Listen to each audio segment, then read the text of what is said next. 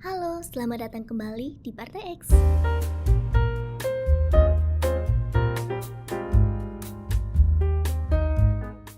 Lowongan sepi yang disalahin mental generasi. Tiap kali angka pengangguran naik, yang disalahkan bukan sistem tapi mental anak muda. Dibilang manja, instan, tukang rebahan, padahal realitanya lowongan kerja memang banyak tapi syaratnya tak masuk akal. Maksimal umur 25 tahun, pengalaman 2 tahun, siap lembur, gaji tak layak. Anak muda dibebani tuntutan besar tanpa pijakan adil. Tak semua punya akses pendidikan, koneksi, atau modal. Tapi saat mereka kesulitan, bukan sistem yang dibenahi, tapi mereka justru disalahkan.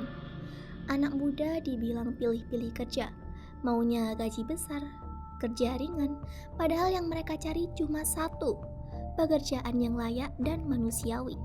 Tapi saat mereka menolak upah rendah dan kerja tanpa kejelasan, langsung dicap lemah dan tak bersyukur. Banyak dari mereka akhirnya kerja jauh dari bidangnya, digaji di bawah UMR, dipaksa loyal 24 jam. Perusahaan makin berani rekrut murah karena narasi publik sudah dibentuk. Kalau kamu gak mau, banyak yang antri. Sistem semakin bengkok, tapi yang disalahkan tetap generasinya.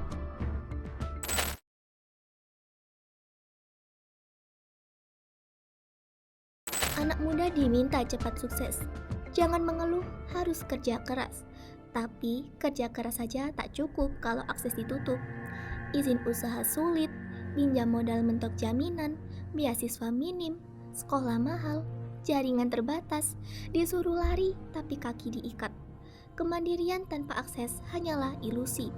Kalau negara serius ingin anak muda bangkit, jangan cuma beri tuntutan, tapi beri juga jalan. Jutaan lulusan kirim lamaran, tapi kalah sama satu kalimat, "Maaf, sudah ada orang dalamnya." Di negeri ini, kerja keras sering kalah oleh koneksi. Sistem rekrutmen menjadi arena warisan kekuasaan kecil-kecilan. Yang paling dirugikan, anak muda dari keluarga biasa. Mereka yang hanya punya ijazah dan semangat. Tapi saat gagal tetap dibilang, kurang usaha, kurang sabar.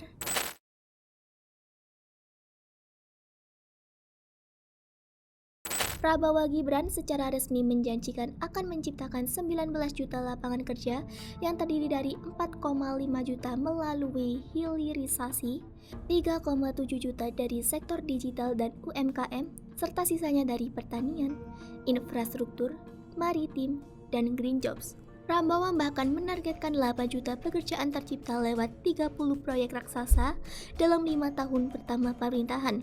Alih-alih tercipta jutaan lapangan kerja, di awal 2025 terjadi gelombang PHK besar-besaran. PT Sritex mem-PHK lebih dari 10.000 pekerja.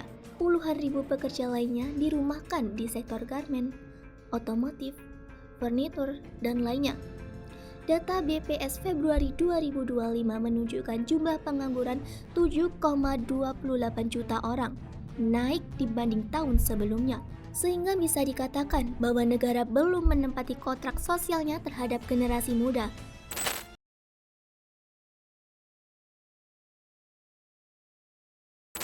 Sementara anak muda sulit cari kerja, lowongan makin tak masuk akal, dan gelombang PHK terjadi di mana-mana. Pemerintah justru mengklaim angka kemiskinan turun. Di awal 2025, BPS merilis bahwa tingkat kemiskinan menurun ke 9,03%, bahkan disebut terendah dalam sejarah reformasi. Tapi wajar kalau publik bertanya, turun karena apa? Bagaimana mungkin kemiskinan menurun saat lapangan kerja belum bertambah signifikan? Upah stagnan bahkan di bawah UMR di banyak sektor informal. PHK massal terjadi di sektor tekstil, manufaktur, dan logistik. Harga kebutuhan pokok naik, sementara subsidi justru menyusut. Apakah rakyat benar-benar sejahtera? Atau sekedar terlihat tidak miskin karena standar kemiskinan terus diturunkan? Di balik klaim penurunan kemiskinan, kenyataannya justru makin banyak rakyat yang beralih ke kerja informal atau gig ekonomi tanpa jaminan dan terpaksa migrasi ke luar negeri demi peluang kerja yang lebih layak. Kita tidak sedang bangkit dari kemiskinan, kita sedang bertahan di tengah krisis sambil diberi narasi bahwa semuanya baik-baik saja.